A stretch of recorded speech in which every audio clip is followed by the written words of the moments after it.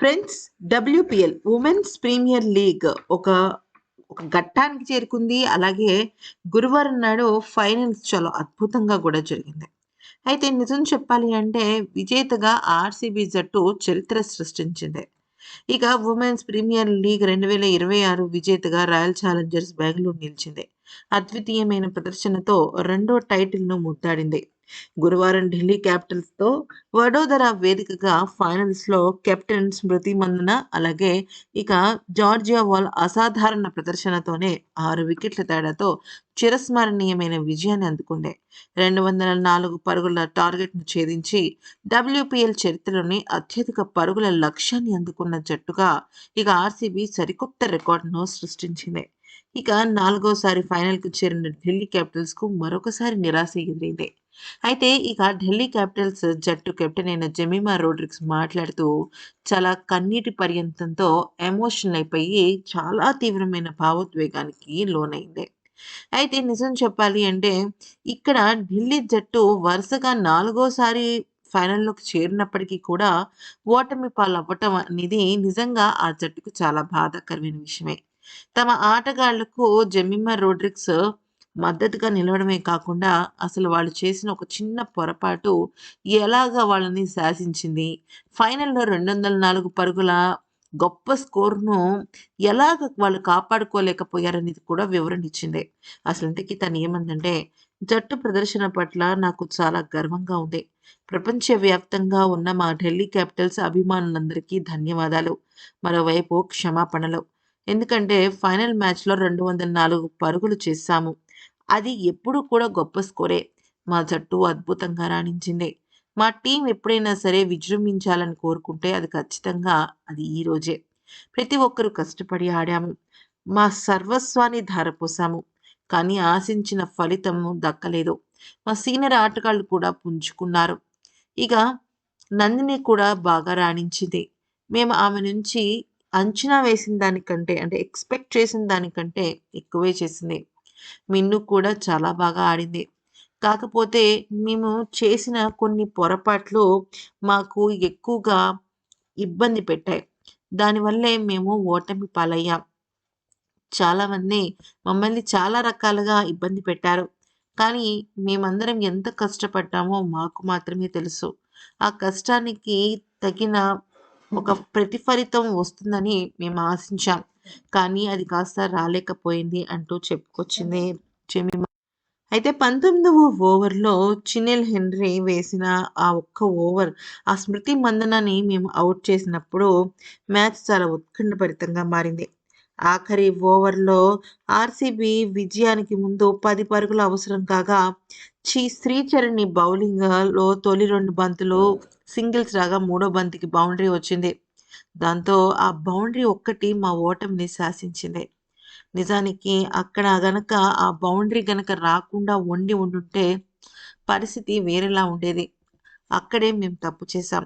ఆఖరి ఓవర్‌లో ఎప్పుడూ కూడా ఛాన్స్ తీసుకోకూడదు. కానీ అదృష్టం, దురదృష్టం అనేవి కూడా ఉంటాయి. ఎంత కష్టం పడినా కూడా అదొకటి మనం ఆలోచించాలి అంటూ పేర్కొంది. అయితే ఇక ఉమెన్స్ ప్రీమియర్ లీగ్ 2026 సీజన్‌లో ఫైనల్స్‌లో ఎదురైన ఓటమితో ఢిల్లీ క్యాపిటల్స్ కెప్టెన్ అయిన జెమిమా రోడ్రిగ్స్ కన్నీటి పర్యంతమైంది. అయితే గురువారం వడోదర వేదికగా జరిగిన ఫైనల్‌లో బాగా రాణించినప్పటికీ కూడా ఢిల్లీ ఫైనల్స్‌లో చేరుకుంది గానీ గెలవలేకపోయింది.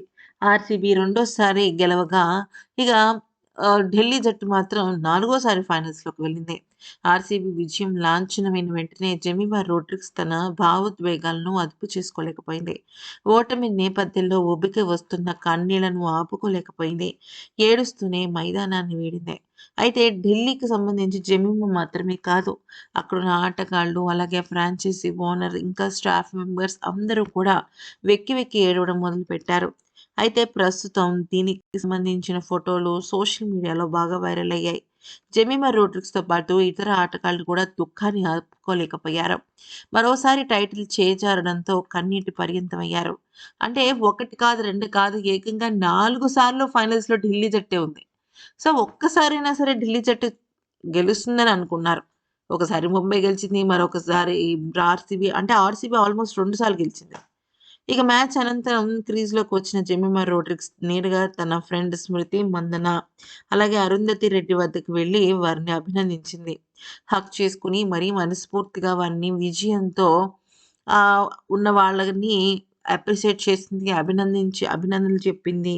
అంతా కూడా బాగానే ఉంది. నవ్వుతూ తన స్నేహితుల విజయాన్ని ఆస్వాదించే ప్రయత్నం చేసింది. స్మృతి మందనతో కలిసి ఫోటోలకు ఫోజులిచ్చింది.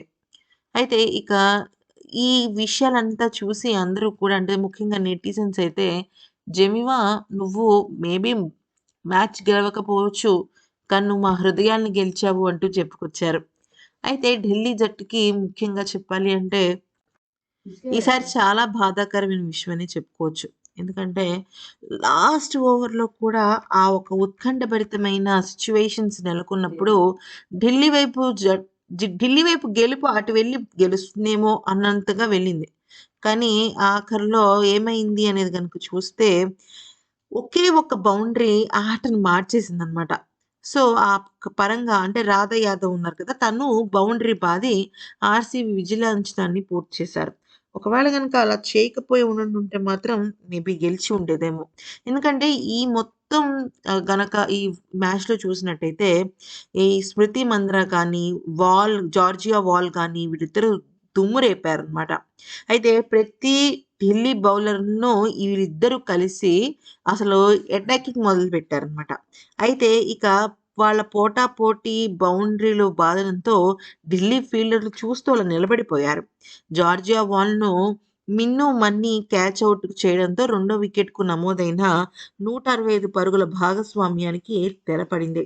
అయితే డబ్ల్యూపీఎల్‌లో ఆ చరిత్రలోనే ఇది అత్యధిక భాగస్వామ్యం. క్రీజ్‌లోకి వచ్చిన రీచా ఘోష్ కూడా బౌండరీ బాది క్యాచ్ ఔట్‌గా వెనుతిరిగింది. అయితే లాస్ట్ ఓవర్‌లో మలుపు తిప్పింది మాత్రం వాళ్ళిద్దరే. అయితే ఈ క్రమంలో జార్జియా వాల్ కూడా 37 బంతుల్లో 9 ఫోర్లతో హాఫ్ సెంచరీతో దుమ్మురేపింది. ఆ వెంటనే స్మృతి మందన కూడా 23 బంతుల్లో 5 ఫోర్లు, 3 సిక్స్‌లతో అర్ధ శతకాన్ని అందుకుంది. క్రీజ్‌లో పాతుకుపోయిన ఈ జోడీని విడదీసేందుకు ఢిల్లీ కెప్టెన్ జమీమా చేసిన ప్రయత్నాలు అన్నీ ఇన్ని కాదు.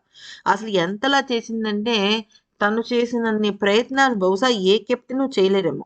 బౌలర్‌ని మార్చినా, ఫీల్డప్ సెటప్ చేసినా, ఏం చేసినా కూడా ఫలితం లేకపోయింది. ఇక్కడ ముఖ్యంగా ఢిల్లీ క్యాపిటల్స్ జట్టు ఓటమి పాలవ్వడానికి ప్రధానమైన కారణం ఢిల్లీ క్యాపిటల్స్ జట్టు బౌలర్స్ అని చెప్పుకోవాలనమాట. ఎందుకనంటే ఎవ్వరు కూడా ఆశించినంత మేర రాణించలేకపోయారు. అవతల ఆర్‌సీబీ జట్టు ఊతకోత కోస్తున్నా కూడా వీళ్ళు రాణించలేకపోయారు. అయితే ఫస్ట్ స్టార్టింగ్ ఆర్‌సీబీ జట్టుకి పెద్ద గొప్ప ఆరంభం ఏం దక్కల. ఎందుకనంటే